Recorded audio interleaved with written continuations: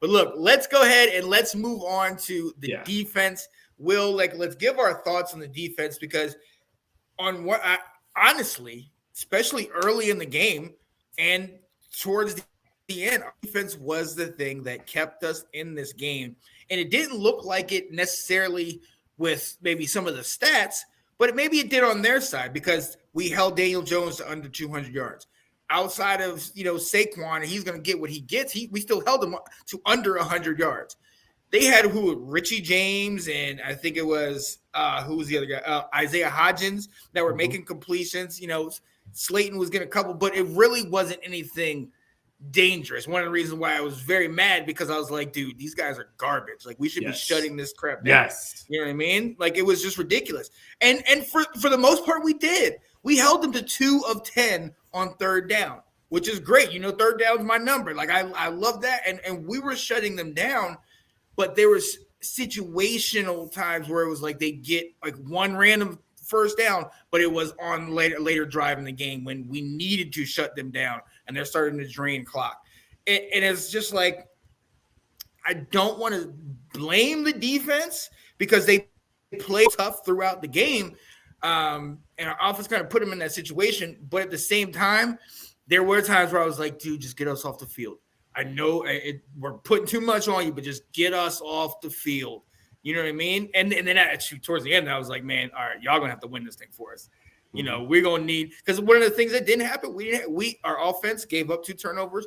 Our defense did not have any takeaways. We were able to get the ball out of them. And we were a better team.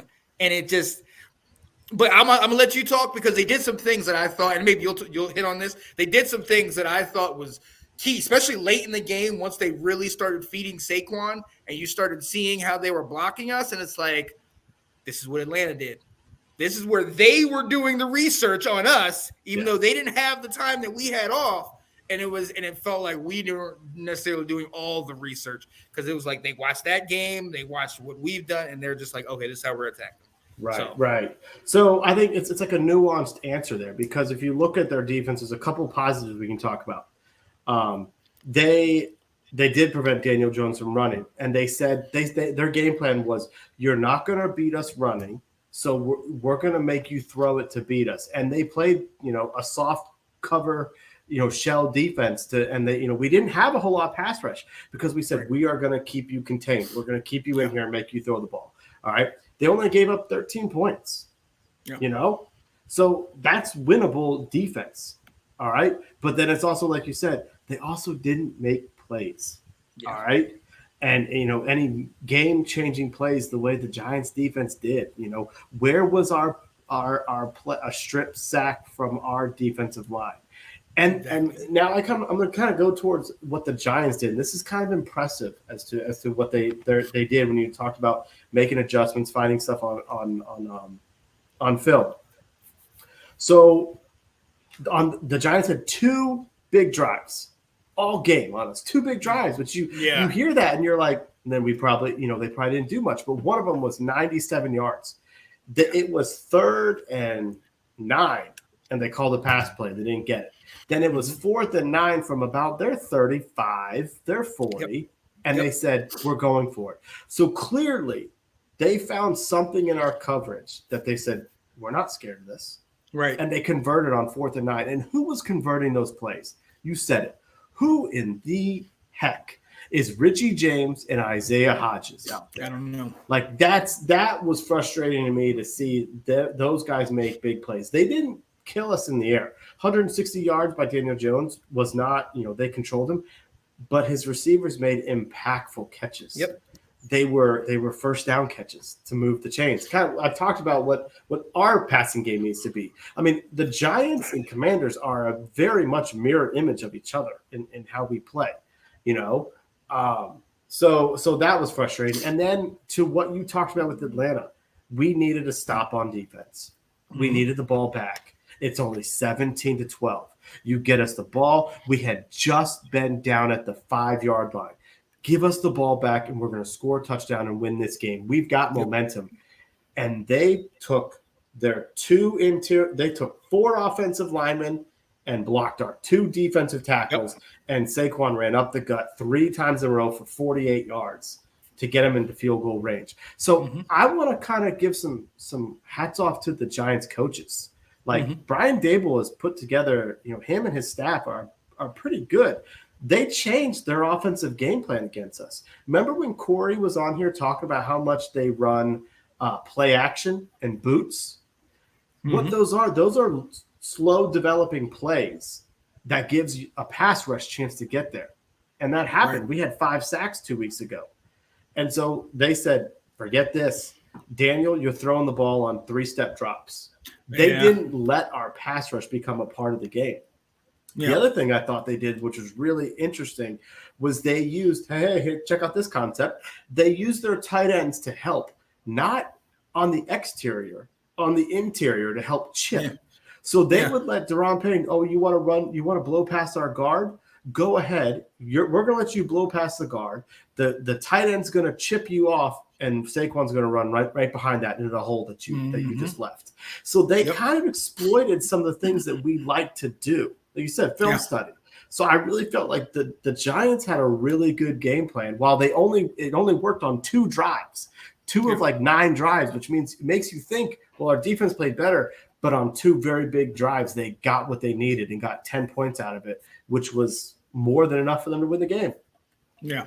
Yeah. And it's really frustrating. And I honestly, I don't think any play more epitomizes that than a play that actually was probably not as huge in the game, but ended up being a gigantic field goal. So there was something like we had pushed them back.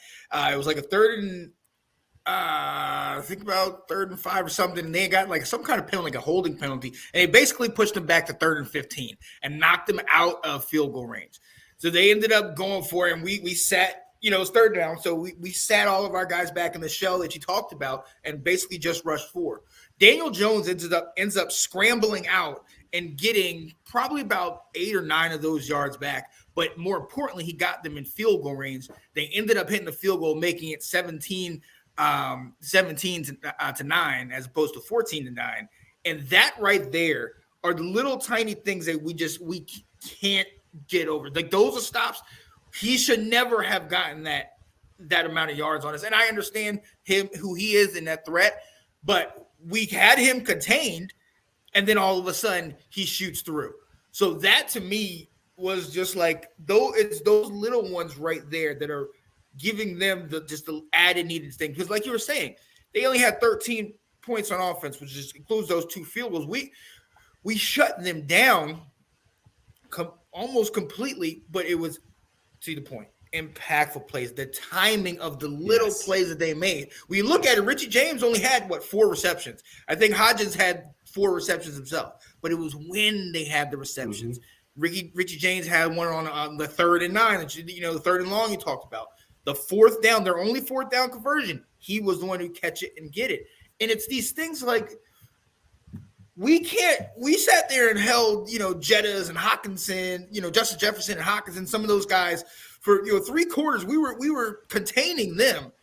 And you're sitting here telling me these jokers are coming in hitting you crucial time. It's just, we are better than that. Yes. And those are the things where it's like, yes, in the overall, we shut them down and we're able to make, big plays, but it's like, it's the times when you have to get off the field. We know we need to maximize the amount of offensive possessions we have, because sometimes it's going to take a number of possessions to get it done.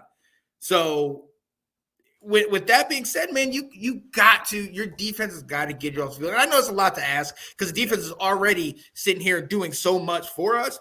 But little things like that to me are just like, oh, come on, guys, come on. So, but I mean, to your point, they had the game plan. They doubled up on the inside guys. They chipped them. They shut down the real threat and almost made Sweat not an issue by letting him rush upfield and then, cutting inside. And one of the things that I noticed is we talked about coming into this year and a lot last year with Chase Young and those lanes and how we have to play complementary defense on those D-line. There's a lot of times when you saw maybe Sweat or one was James Smith-Williams come up, shoot up past his guy, but then open a lane for Daniel Jones to then come back and run through. So it's little things like that. Like Nathan said, little plays make a huge difference. Mm-hmm. It's frustrating, and for this defense that's been playing so well, those are the ones where it's like, okay, that's that little bit that makes us that keeps us at good and makes us not elite. Right. You know what I mean? So, but I do feel like, I feel like we're I don't want to over like nitpick the defense, because if you give up 13 points, you're in a position to win. And I feel like, well, yeah, we had some, the timing of the plays was what was more like the dagger as opposed to the overall, but I feel like the defense played well enough to give us a chance to win. I'm less concerned about the defense, and also knowing that we really could use Benjamin St-Juste back. We don't have him. Whereas, I feel like the offense is the one that we really can kind of nitpick and talk about, and we see obvious things to make changes out there as well. Because I get overall, I feel like our defense put us in position to win. Right. Before we get to this, also you got Benjamin St-Juste. Also, I know we haven't played with Chase all year, but the fact that there was a lot of commotion, a lot of those videos came out with, oh, look, Chase is dancing. He looks good on that leg. And there's a lot of potential hype that could this be the game he comes back, a big rivalry, divisional game against the Giants. And then all of a sudden, right before kickoff, Chase most likely will not play today. Between that and Benjamin St-Juste, those are two big parts of the defense that even if they might not be dominating, they still are parts that get the defense energized. On top of the fact that a lot of people, and I've seen posts in Redskins or Washington groups this week, just last night, on should we just shut it down for Chase?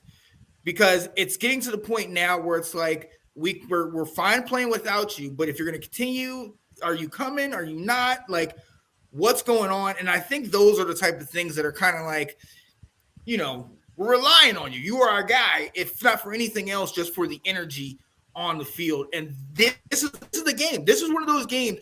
Kayvon Thibodeau is a prime example. Michael Parsons in the first game, prime example. They rely on their guy at a certain time to make a play, even if it's not the huge play. It's him being on the field and the attention that he garners from just being out there. That's the type of difference that might have helped. And again, nitpicky, but at the same time, I said this last week, as in that was one of the things that I was most frustrated about, is that, this is going on a year and a half. You know what I mean? And all things, when it's all said and done, it could be about 2 years before we actually get him back on the field. And it really kind of frustrates me, because it's like, look, bro, I get the injury, I get the rehab and all the time, but what's going on? If they're saying you're good and everybody's saying you're good, but you aren't good in your head, what do we need to do to either say yay or nay? Because I don't want to keep having to do this with you before each game. Well, it's a really interesting dilemma and situation, because if he's been medically cleared, but he's not feeling comfortable out there, I'll just pose this: is he ever going to feel comfortable out there? Yeah.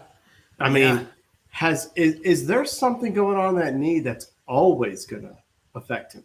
Because remember, we're talking, this was not just a simple ACL tear that Logan Thomas had, and he's back for in week 2.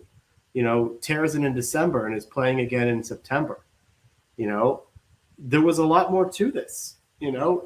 Is there way more to this and his recovery and his ability afterwards than what anybody's getting a chance to know? They said James Andrews was there and checked him out again and said, "You're good. You're good." Or is this just one of those things where they talk about the Saquon Barkley? He came back last year, but he only had about 500 yards. He said his knee didn't feel that great. They talk about Brian Robinson says, the first couple of games, he really does. His knee hurt while playing. He was going to play, but his knee hurt. And if that's one of these things where it's just going to take some growing pains, then you also got to look at if he is active, but he's only playing 10, 12 games, who's sitting because of that? Because someone's got to be inactive. Are we taking out an F.A. Abada? Are we taking out a Daniel Wise, a part of the rotation? And are we better off having them being a part of a rotation of a team that is not playing too bad without him? However, I Right. will say this: like, who makes more impactful plays? Well, this is what we don't really know. Chase Young at 80%, or a James Smith Williams out there, or an Efe Right. Abada. Right. Who is the more impactful player on a per down situation? You know, and so does it still continue to make sense and just take this week by week and say, you know, let's ramp it up? Because actually on Friday the reporters knew he ain't playing, that he Yeah. was progressing, and then he was out. The St. Juice was the one that caught him off guard. They thought he practiced enough on Friday, but they kind of knew on Saturday, you know, that Chase is probably not going. He went off to the side field again, which they keep talking about. It's here. So that's I think it's a much more deeper issue than we really have an idea on. Yeah, absolutely, absolutely. Nathan said, with all due respect, they have resources that can help get through these moments. Chase has to speak up with what he has to do. I need a little more. I don't really understand that. I guess I might need a little more clarification. Like what type of resources? I mean, is he talking about pain mediation? Is he talking about mental discussions with Chase to work on it? Because Ron keeps saying it's about him feeling comfortable planting and going. Yep. And that it sounds like what they put out in public is Chase is the one who's eventually saying, I don't have it. Right. Right. And that's the thing. If they're leaving it up to him, then that's on him. And again, I haven't torn an ACL, I've torn a PCL. So it's from a running back standpoint, you never stop thinking about it. There's not a day that goes by that I don't walk and think about it. Yeah. It's always in your head. And then if we're talking about playing with a brace or potentially playing free, those are two entirely different things. Because number one, with the brace, you have more confidence in the protection of the injury, but there's a considerable difference because it's not as free, because you have something kind of locking it in place. And so you don't have the ability to maybe move, maybe with the quickness that you did before, or just as soon as you plant, you're already thinking about it, and you just think about it just for a second, but you're like, okay, I got this here, but you're not instinctual. You're not hitting it with that. And then on the flip side, when it comes to not playing with the brace, it's Russian roulette.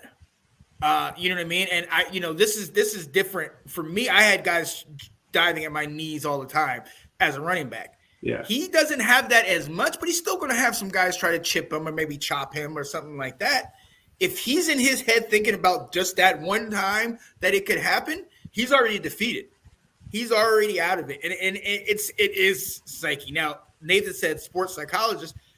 Yeah, but how much credit are we giving sports psychologists? Because if it's a mental fix, Carson Wentz, prime example. If it's a mind, then there's not much anybody else can sue but God himself that has to fix what's up here. Because it's just not the same, especially once you've gone through the rehab and you know where you were, where you never thought about it at all, to the point where now that's all that's on your mind. All you can think about is moving with that, because it's not a football injury. It's not something that once you're off the field, it's like, oh, okay, I'm good. No, this is a 100% all the time injury. So everywhere you walk, you're thinking about it. Anytime something goes on where there's like a puddle or something, you go back to that footage of Alex Smith with his family, dousing him with water when it was like, oh, I'm glad you're back. And my first thought is, dude, are you kidding me? He's gonna slip and mess in. We're done. We're back to ground zero. So, like, it's never something you stop thinking about. I mean, you literally always have it on your mind.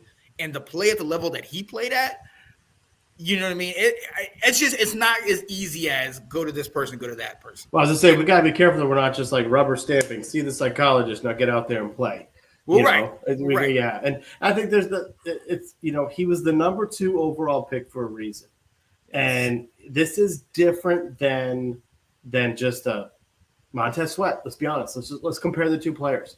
There's a difference between the two in saying, like, you let him take his time, because he's shown that he can be a difference maker, a game changing wrecking ball. So yeah. You got to let him take his time. And if next week in San Francisco is the week he says he's good to go, then you play him. If the week after that is against Cleveland at home, is when he says he's ready to go, then you play him.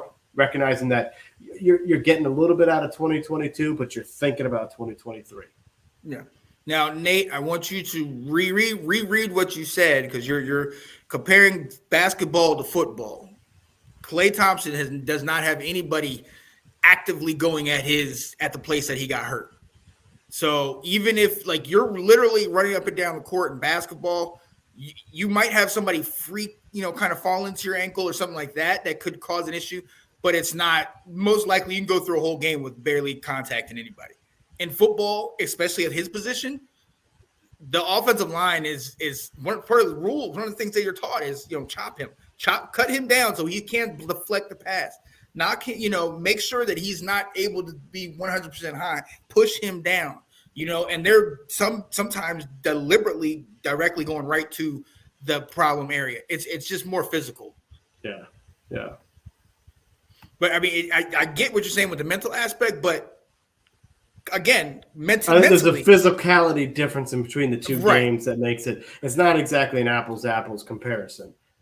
Obviously, regardless, any sports injuries and getting your ability back to trust that, is going to take time. It's going to take some licks before you can get there. Thanks for watching.